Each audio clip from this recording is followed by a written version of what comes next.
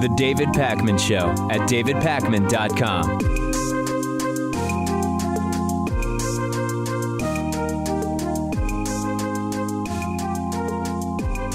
Even though corporate media does not talk about this, we've been talking about it. This is the Porter Ranch methane leak happening in California. And the big news now is that California has indeed declared a state of emergency over that methane leak. It's been going on for months.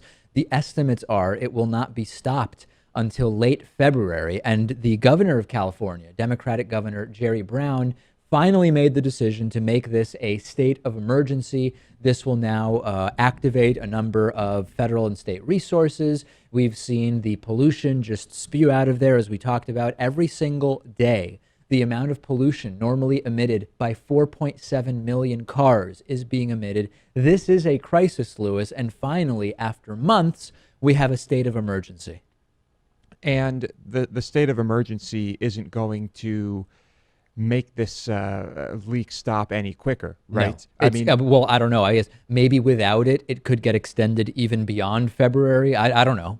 Well, I mean, I think it's safe to assume that the company at fault here has the resources to make sure that this leak stops, but their estimates are that it's going to take a while. So I don't think state of emergency is going to help that.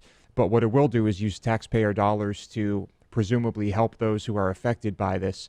And I think it is the right thing to do. It's just unfortunate. I hope that ultimately the fines levied against this company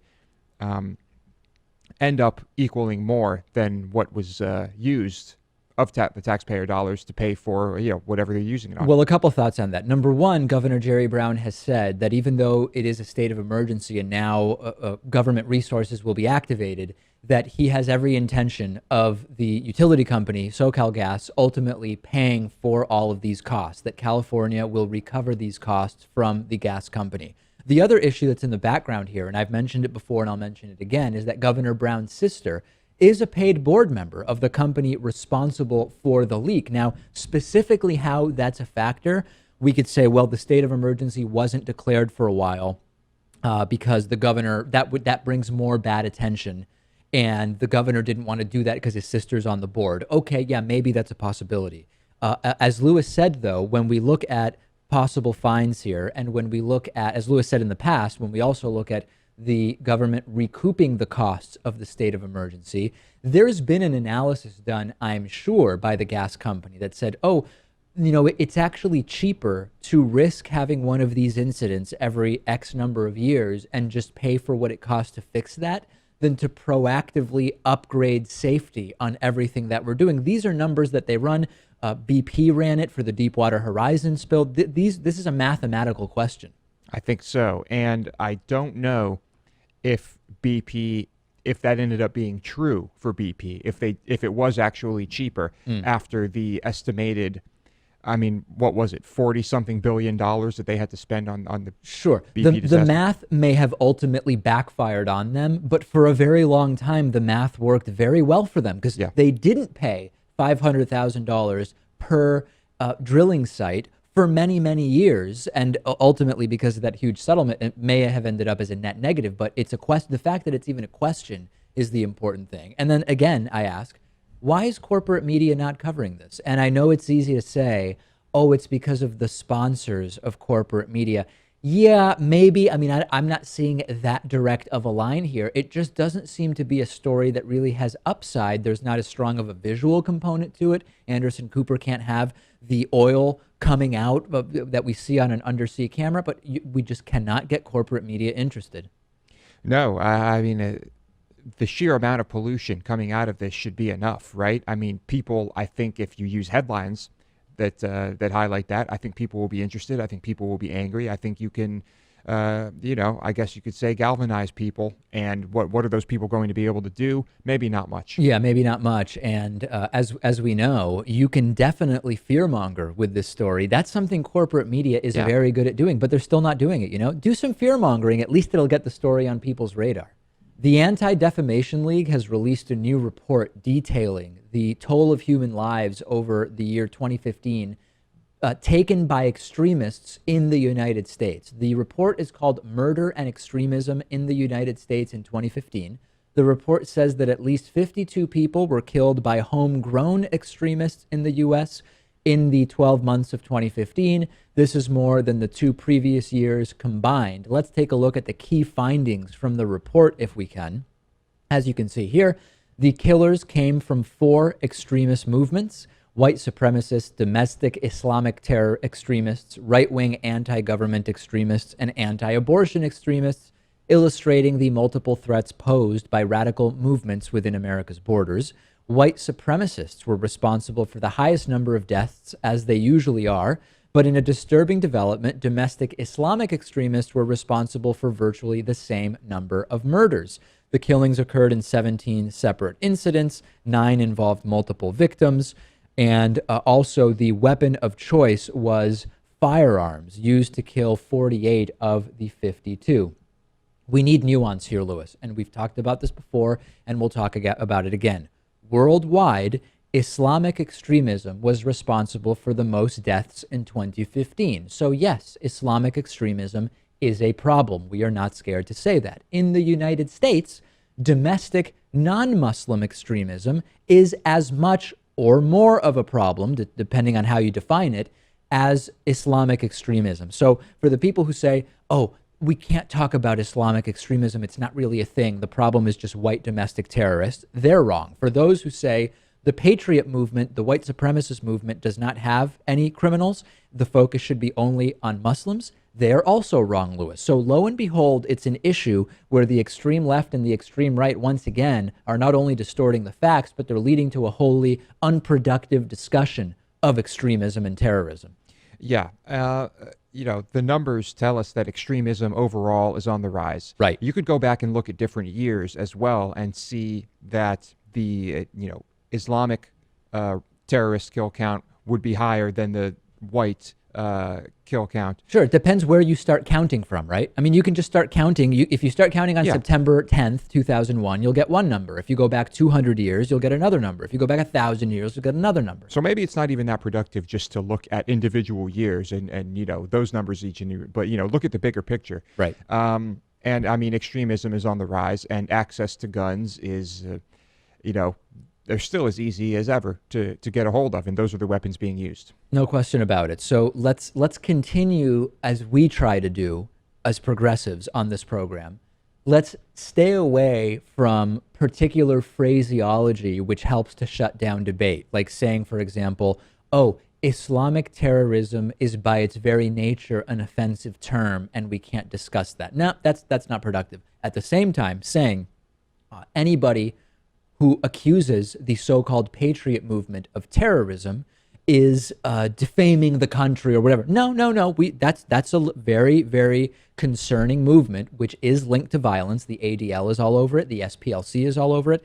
Let's continue the discussion and not shy away from the empirical realities because of political correctness, of fear of blowback. Let's have the conversations. That's what we plan to do in 2016. Well, Lewis, Republicans finally did it. After 61 failed votes, the Republican-led House of Representatives finally passed a bill repealing Obamacare and sent the bill to President Obama. Of course, President Obama is going to veto it, and that is no surprise whatsoever. This was basically a party line vote in the House, 240 to 181. The legislation had already passed the Senate last year under some special rules that protected it from Democratic blocking. What can we even say about this? I mean, the good news is this is vote number 62, and still the repeal is not going to happen. The scary news, and I know you know what it is, Lewis, is that it did manage to pass the Senate. It did manage to pass the House. If there were a Republican president in office, that president could sign off on this. And that is yet another reason why we need to be very worried about a Republican winning the White House in 2016. It is a worry. I think that, of course, everyone in the House and Senate knew this bill would be vetoed, right? So, I mean, what would you call it? Would you call it grandstanding? I would call it theater. Theater? Yeah. Yeah, I suppose it's theater. Look what we did. We passed this. We voted on this. It's the president's fault. The president isn't representing the will of the people. We are that type of thing. So, Yeah, but still, I guess we should be concerned. The thing is that if this were to play out like that and the president does not veto the bill that lands on the desk, signs off on it, it could be one of those things where it takes many, many years for Obamacare to actually be phased out. Yeah, the idea at this point that if President Obama or President Cruz or Rubio or Trump or whoever signs off on it, that all of a sudden, poof, the Affordable Care Act and everything it brought is gone, is absolutely ridiculous. There are pieces of the Affordable Care Act that have been codified in law. There are people who now have health insurance plans that are that exist because of the Affordable Care Act. So you can't just, it doesn't all just poof disappear into thin air like a genie after your third wish, right? I mean, you have to go through a process here. What will be the health insurance plan of those individuals who have gotten on these subsidized plans through these exchanges? What do? There is no plan. Don't forget that there is no plan from the right as to what happens. It doesn't just all go away. Yeah, and realistically, with opposition from Democrats and just thinking about the logistics of this, it could take more than one presidential term for this to be phased out or to start being phased out. And Right. at that point, it could come back again under another name, under another form. It's just such a mess. And we are not irrational cheerleaders of the Affordable Care Act. Yes, the Affordable Care Act has given more people access to the for-profit healthcare system, and it has seen slower growth in prices than maybe would have seen without it. But this is not some utopian victory. Yeah, we've made some improvements, but we have a laughably disastrous healthcare paradigm in the United States compared to other countries at our level of development. And the Tea Party types would go back to when, hey, you've got a pre-existing condition, that's your fault, and you must be punished for that by not being allowed to have health insurance. We have to remember what the sort of barometers and goalposts are here. We have an improvement. What the Tea Party types want is horribly, I mean, it's hellish. It's hellish what they want. But what we should have is also much different than what the Affordable Care Act has provided. The practicality, right, of the Affordable Care Act doing what we think it should have done, fine, it wasn't doable. But we really need to keep in mind the context here. Yeah, the context. Our health is privatized and for profit. That's Right. the context. If that's the world you want to live in, I think there's something very wrong with you. We have Twitter accounts. The show is on Twitter at David Pakman Show. Lewis is on Twitter at Lewis Motamedy. I am on Twitter at D Pakman. We'll take a break. Send us your thoughts about this story on Twitter. Much more after this. The David Pakman Show at davidpakman.com.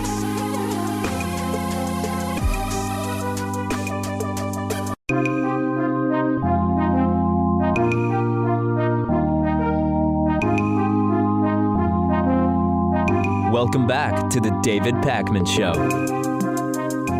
Today's new member of the day is Nick Stein. You can join Nick as a David Pakman Show member at davidpakman.com/membership. We also do an extra show just for members every single day. It's called The Bonus Show. More show. What could be better than that?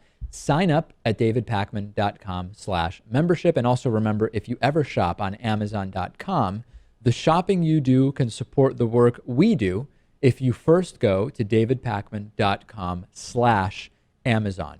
I have an interesting documentary recommendation for you today. It is called Transformation, The Life and Legacy of Werner Erhard.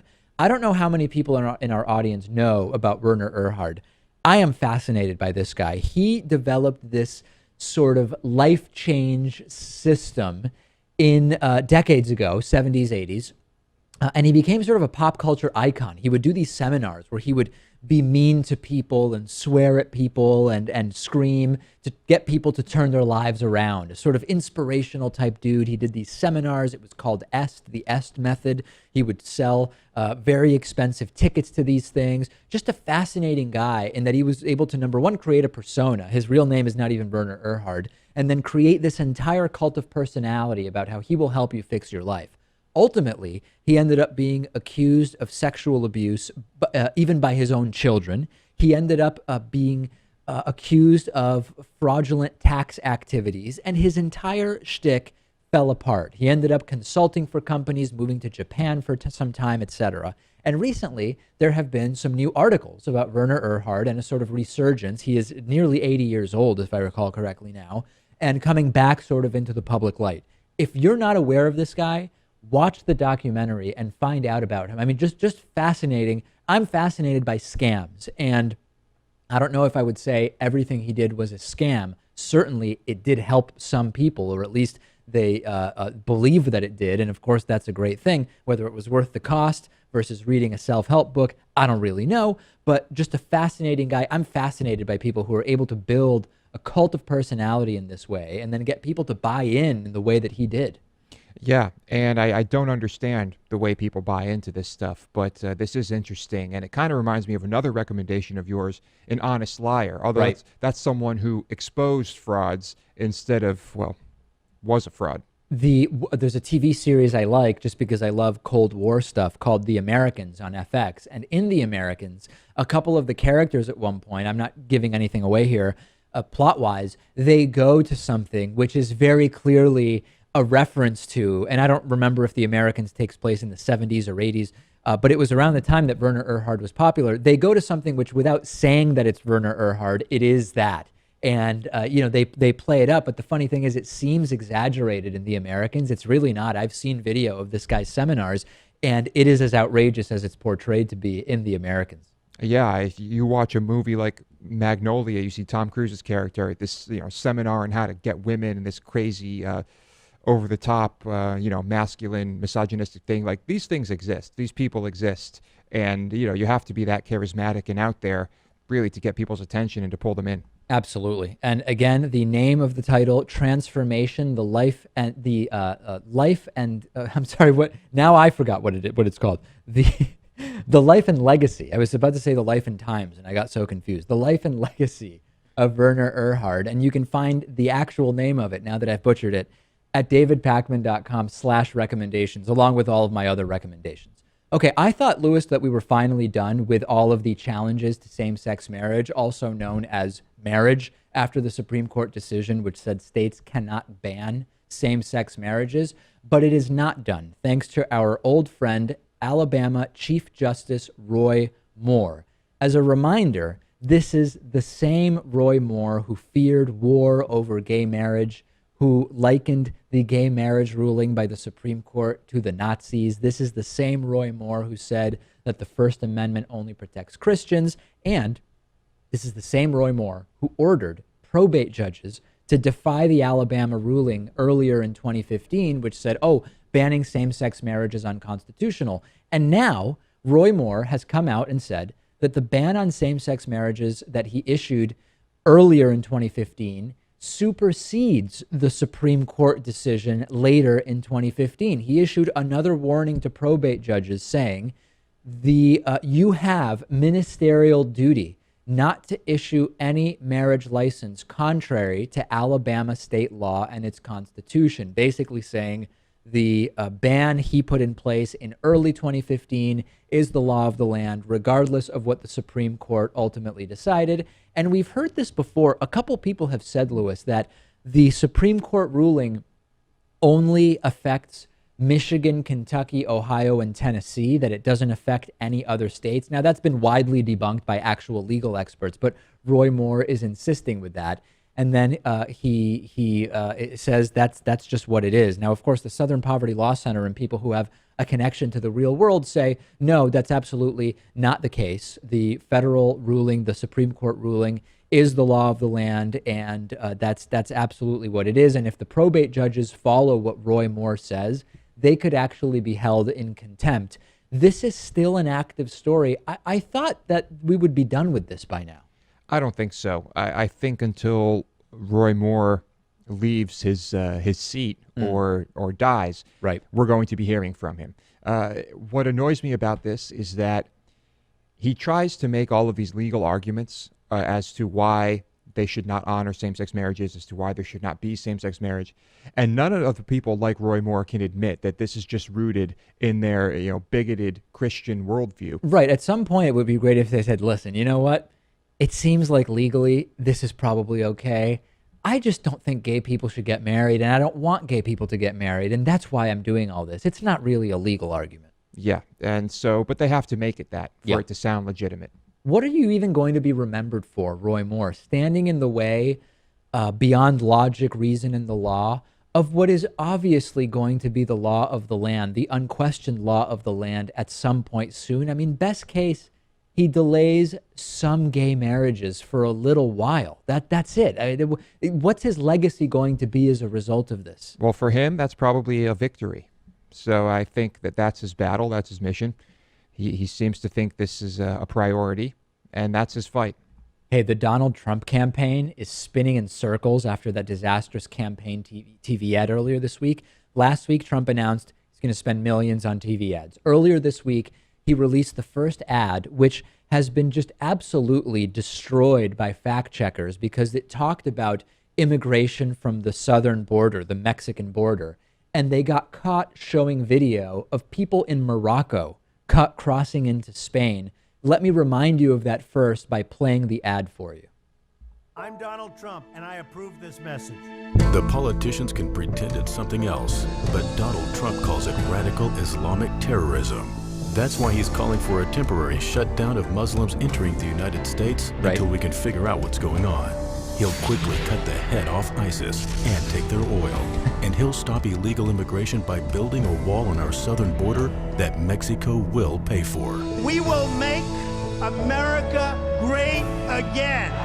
Exactly. So PolitiFact looked at the video. They said, yeah, he's talking about immigration from the southern border. It's actually video of people in Morocco. So the first explanation came on Tuesday from Trump campaign manager Corey Lewandowski. I told you about this. He said to NBC News, no S, it's not the Mexican border, but that's what our country is going to look like. This was 1,000% on purpose. Okay, so they meant for it to be footage not of the Mexican border. But then later the same day, Chris Cuomo was interviewing on CNN the Trump campaign's special counsel, this guy Michael Cohen, and Michael Cohen acknowledged, actually, it was a mistake. It was a mistake to include the Morocco footage. This is the exact opposite of what the Trump campaign spokesperson said. Let's take a look at that interview.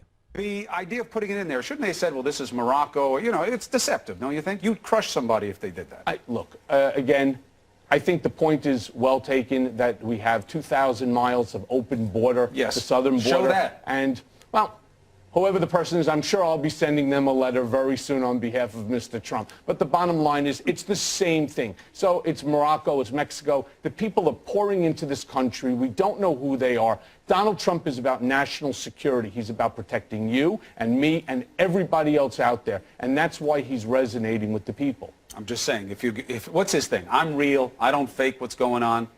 That was a little departure, no? Why? Why does that not change? Mexico. So That's what? right. What's the difference? What's the difference? In all reality, right? The point is that they're coming through. Yeah, I'm going to have a conversation with whoever made the mistake. There's no doubt about that. Whoever made the mistake. Well, first he says it doesn't matter if it's Morocco or Mexico. People are streaming into the U.S. Actually, no, people are not streaming into the U.S. through the Moroccan border. That's just not true. Number two, people are not streaming into the U.S. from Mexico in the sense that more people are leaving the U.S. going back to Mexico than coming in. We're going to cover that in more detail in the next month or so. But the conflicting stories, it was deliberate or it was a mistake. Which was it? Well, you really need to have whatever the story, the official story is. Yeah. I mean, across your entire campaign, the message needs to be the same. You need to have better communication. Well, someone got to Michael Cohen because then he recanted this entire thing. He actually said, oh, I wasn't aware of the question as stated, which I don't even know what that means. It's like what the question was stated to him on CNN. Did he hear a different question? He said he knew little about the ad, but after connecting with the Trump campaign, he said, quote, I understand it was done that way to demonstrate that the U.S. has become a dumping ground for other countries who are continually taking advantage of us. I do not speak for Mr. Trump or the campaign. It's weird because then he says in his recanting, I don't speak for Mr. Trump. But in that interview, he said, I will be sending a letter on behalf of Mr. Trump. If a lawyer sends a letter on your behalf, that's the legal definition of them speaking for you. So he doesn't speak for the Trump campaign or Trump, or he does, because he said in the interview he was going to send a letter. Bad communication. Maybe we have a poorly run campaign. The way to avoid this would be to have an animated representation of people flooding a border. Right. And that way, there's like zero accountability. If they had a cartoon of people crossing a border, Lewis, we would be killing them because it would be absolutely ridiculous. Would we? I don't know. What's more ridiculous, having video of Morocco, animated footage of that, or showing the wrong border and calling it something else? One of them would get them into more trouble, and I think it's the one we have here. What would be better is if they just told the truth in the ads. That's what would be the best thing. I don't think that's going to happen anytime soon. After the break, we will talk to Tim Wise about how the Donald Trump campaign is galvanizing and coalescing anti-immigration and racist and white supremacist ideas. That's next. The David Pakman Show at davidpakman.com.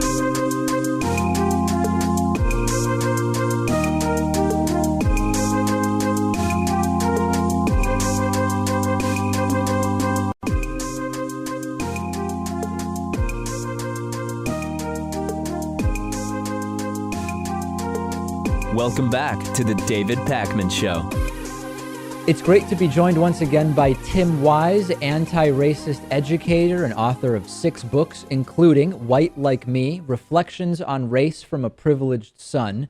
Tim, we've been following with great interest the impact that Donald Trump's candidacy in the Republican primary has had on sort of coalescing and catalyzing the white supremacist movement. We've seen endorsements from people like David Duke, former KKK member. We've seen the white supremacist website Stormfront have to literally upgrade servers to account for the traffic that is coming to them as a result of the Trump presidency.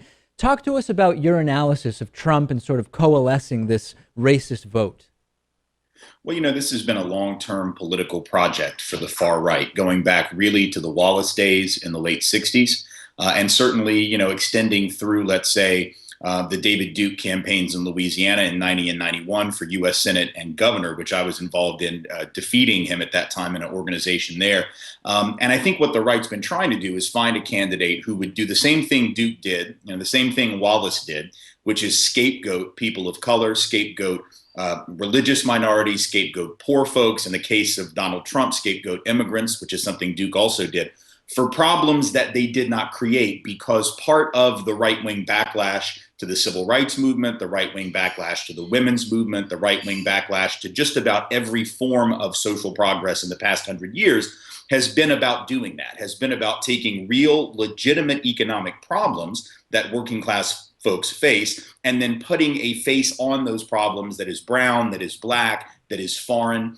So it isn't just the overt white nationalist, though I'm sure they're very pleased to have someone like Trump who never wore a swastika or a Klan robe and did not stand in the schoolhouse door like Wallace and say segregation forever, to be able to coalesce some of those views. Having said that, it's also really galvanizing not just those folks, but a larger mass of white folks who are gripped in nostalgia for an America that they look at very fondly because they can, because it worked for them. And they see change. They see cultural change, economic change, political change. And part of the reactionary mind is a fear of ambiguity, a fear of uncertainty, a fear of change. That's the thing I think we as Americans have to get our heads around. It isn't enough to talk about the connections to white nationalists and white supremacists. It's really about how Trump is galvanizing white anxiety in a way that the Tea Party a few years ago could only have dreamt of. This may be a sort of esoteric question, and maybe there is no productive answer to it, but do you feel that the Trump ideas around these issues are working more out of fear and anxiety or out of anger? I think those things go together. I think we have a perfect storm of white anxiety in this country. I wrote about that in my book, Dear White America, 4 years ago. And that perfect storm was created by 4 factors that were working together. One was the election of a president of color with a strange, exotic name, who many didn't even view as American, and it challenged the idea of what the president should look like. The second factor was the economic insecurity caused by the recession in 07-08, which was confronting white folks with double-digit unemployment for the first time since the Great Depression. Then you had the cultural change. Now we have a popular culture, thoroughly multicultural, so it's not in the hands of the same folks it always was. And then finally, the demographic shift, whereby in 30 years, half the country will be folks of color, half will be white. All of that was happening at the same time, which I think generated white anxiety. Now, the anger comes from that anxiety, because if you have always been someone who was able to look at you and yours and say, we are Americans, we're what an American is, we're the prototype, the floor model of an American, and now you're confronted with a reality that you're going to have to share that designation with people who don't look like you, don't pray like you, have different customs than you, that can generate not only anxiety and fear, but also a lot of anger and hostility and the sense that you're being victimized. This white victimization, which David Duke and white supremacists have been playing upon with, phony arguments and phony analysis and bad data for a long time, has now become mainstream. So the problem, and we said this during the anti-Duke campaigns in the early 90s, is not so much Duke as it was Dukeism. Now it's not so much Trump as it is Trumpism. Yeah, and along those lines, I'm curious as to, I've spoken to some political analysts, Bill Scher, for example, and several others, who all along have been saying Donald Trump very quickly got to his maximum level of support because of these ideas that he's presenting. He's the only person presenting some of these ideas, and he's presenting them in a way that really appeals to a particular group of people. Along those lines, do you believe that Donald Trump is merely coalescing individuals that already had these ideas, or sort of these ideas resonated with a particular group? Or do you think he's actually convincing anybody of anything? Is he changing minds, or is he simply coalescing those who already had these thoughts? I think he's mostly galvanizing the core, the true believers, but there are an awful lot of folks out there who are prone to the politics of scapegoating and blame. And I think a lot of people who are afraid, whether it is of job insecurity or whether it is of terrorism, who can be persuaded by the kind of simplistic but hyper-nationalistic, rah-rah patriotic kind of argument that Trump is making. So the difference I have with mainstream political scientists in this regard is that when they say, he's topped out, it's over, people said that about David Duke in 1990 and 91. And what we knew then was that he was, as we said, flying below radar. He might be polling 25%, but there were people who would not tell pollsters that they were going to vote for him because they knew at some level it was something wrong. And we've already seen there are some polls saying that right now. The hardcore, sort of working class, disaffected white masses have pretty much topped out. If they're going to support Trump, they already are. But there are these surveys that have been taken that find college-educated professional white folks who are not struggling necessarily, who are not working class, who are apparently not telling pollsters that they support Donald Trump, but in fact are. So the idea that he has topped out, I think, is a very dangerous conceit that traditional political science is assuming based on part of the history that they're exploring, but they're ignoring some other lessons. And in Louisiana, we saw David Duke very nearly won that Senate race in 1990, got 44% of the vote, 60% of the white vote. If Donald Trump manages to get the nomination and get 60, 65, he would need more than 60 probably, but 62, 3, 4% of the white vote, he in fact could win the Electoral College in this country. So even though I don't think that will happen, I think it's dangerous to assume that it won't. So that's sort of the dynamic on the right. What's your sense of, 2008 and 2012? There was a significant number of newly engaged voters. The prospect of an Obama presidency in 2008 and the prospect of a re-election in 2012 saw a lot of new voters sort of enter the arena with what polls told us were high levels of enthusiasm, for example. Right. What's your sense of, now that we are looking at a Hillary Clinton or Bernie Sanders candidacy on the left, how do the dynamics of this sort of enthusiasm and interest level, which we already see from polling is not quite as high, although Bernie Sanders may be catalyzing a significant number of new voters, how do you think that will sort of interact at the same time that we have this very, very unusual tactic from a currently leading candidate on the right as Donald Trump? How will that play into the dynamics of the upcoming election?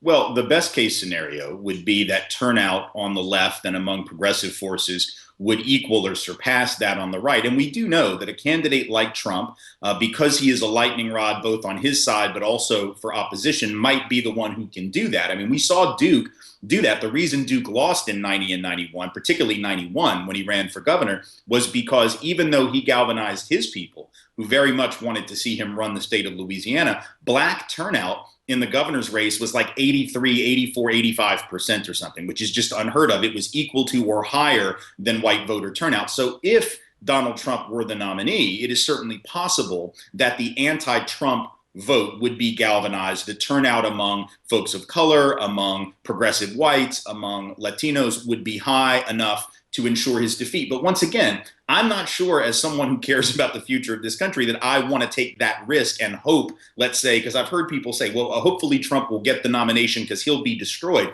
I never underestimate the ability of older white people to make the wrong decision and send this country backward in time. I've been white for a really long time, long enough to know that when we trust that white folks are going to do the right thing, particularly white folks of an older generation who nostalgize the past, we're engaging in some very dangerous hopes and dreams. And so I think we've got to do the work to make sure the turnout is good, because keep in mind, folks on the right are not taking anything for granted. They're throwing up as many roadblocks to voter access as they can, voter ID requirements that we know are not needed to stop voter fraud, closing down early polling stations, places like Alabama, which are already going to go Republican, making it virtually impossible for a lot of black folks in certain parts of that state to even get the ID that they're supposed to use to go vote. I mean, there are some definite attempts to steal this election, whether it's for Donald Trump or whomever else, by making it really, really hard for working class folks, particularly of color and younger folks, to vote. So as long as the left is good at galvanizing those people, I don't think that will work. But once again, I don't think we should take anything for granted in this country. All right, words of warning from Tim Wise. Tim is an anti-racist educator, author of 6 books, including White Like Me, Reflections on Race from a Privileged Son. Tim, it's always great to talk to you. Thanks. Thank you, David. The David Pakman Show at davidpakman.com.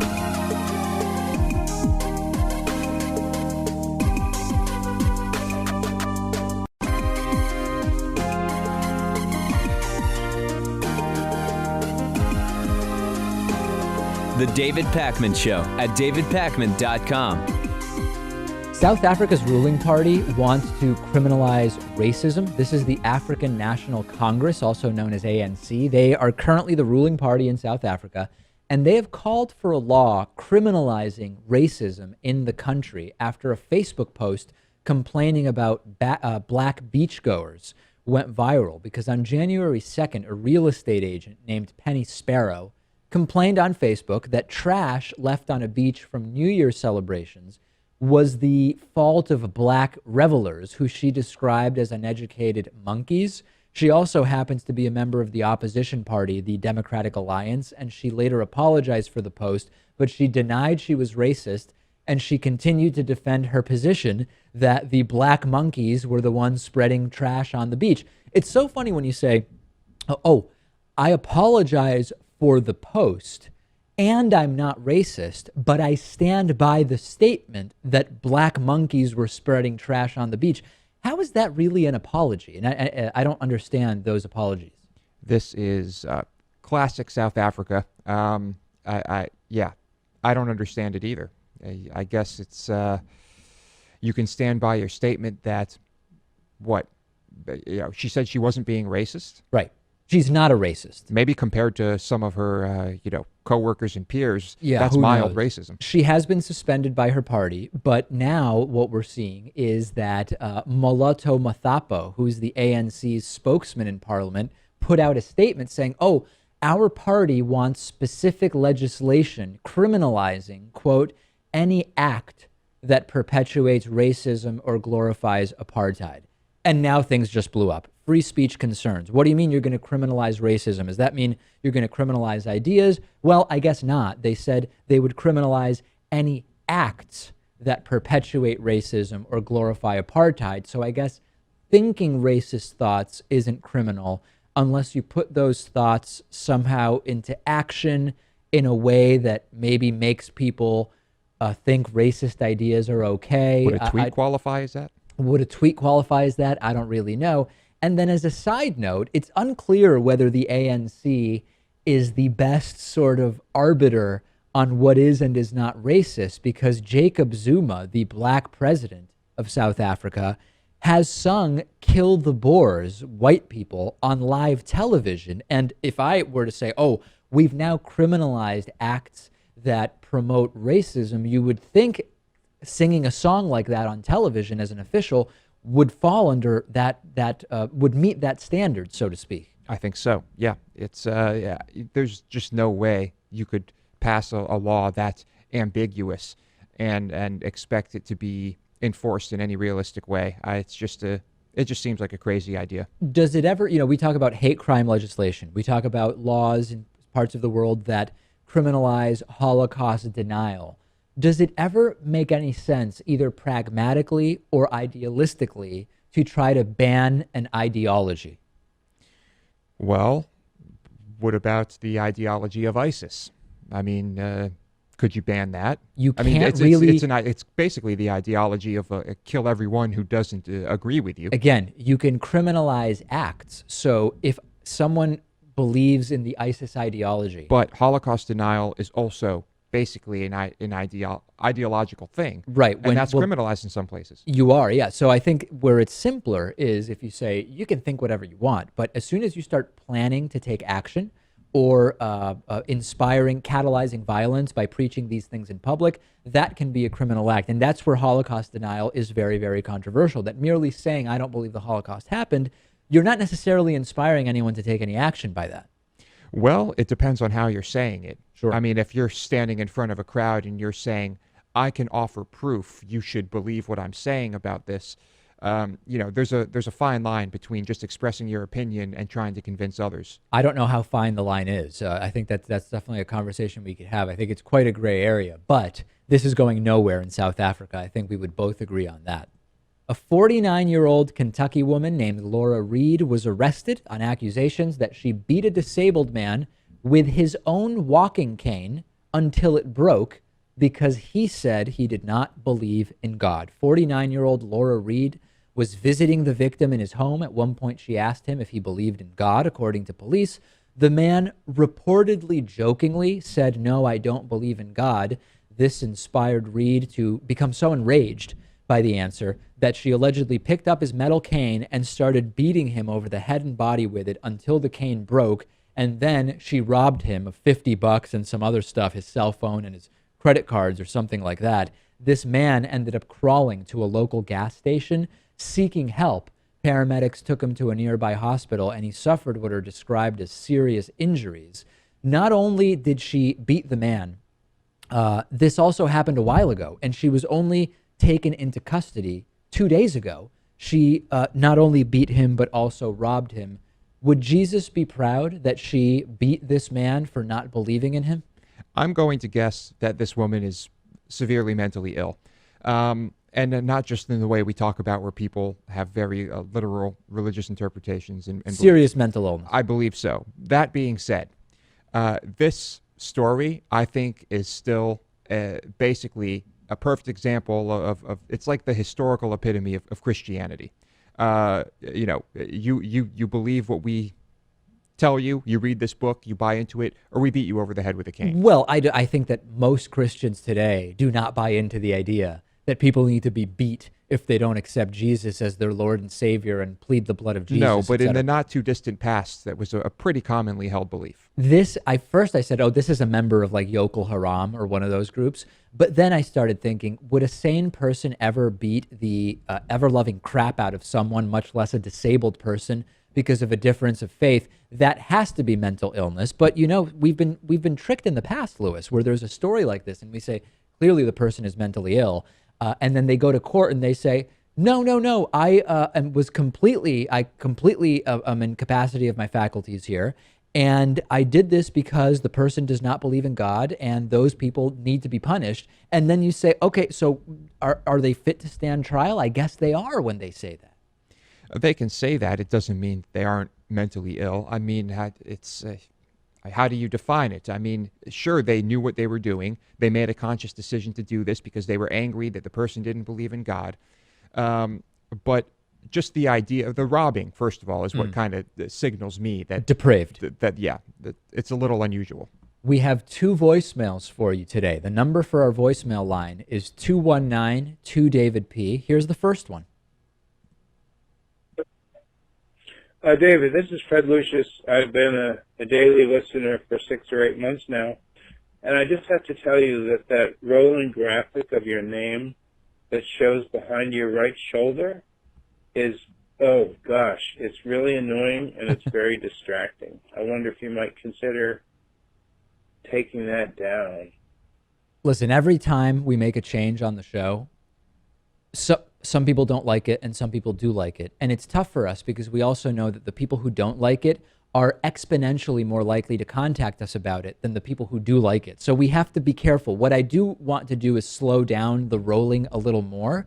But generally speaking, I think people like the graphic. It's adding more color to the studio. I think it's doing good things for us, Lewis. I like it. Yeah, we need to slow it down. We need to make it a little less choppy. It's a work in progress. And we have one more voicemail for you today. Take a listen to this one. Hey, I was wondering if you mandate. Short and sweet. I'm wondering if I mandate. Does that mean if I go on dates with men? No, I women date, Lewis. I mean, it's a very succinct question, but one that's easy to answer. It could just mean, will you go out on the town with another guy? You know, as the mandate. Like if I'm going out with a guy friend of mine, I may just say, yeah, it's a mandate. It would never occur to me to call it that, but yes, I go out on the town sometimes, and sometimes the sex of the individual is male. That's true. And it's just you and that one other male. Sure. Lewis and I went out the other day. Yep. So we both mandate. All right. On the bonus show today, the Sandra Bland arresting officer has been charged with perjury. The Oculus goes on sale for $600. If you don't know what that is, don't worry. Lewis will tell us. It's very cool. And hidden categories on Netflix. Those stories and more, davidpakman.com/membership. Don't miss today's bonus show. It's a doozy.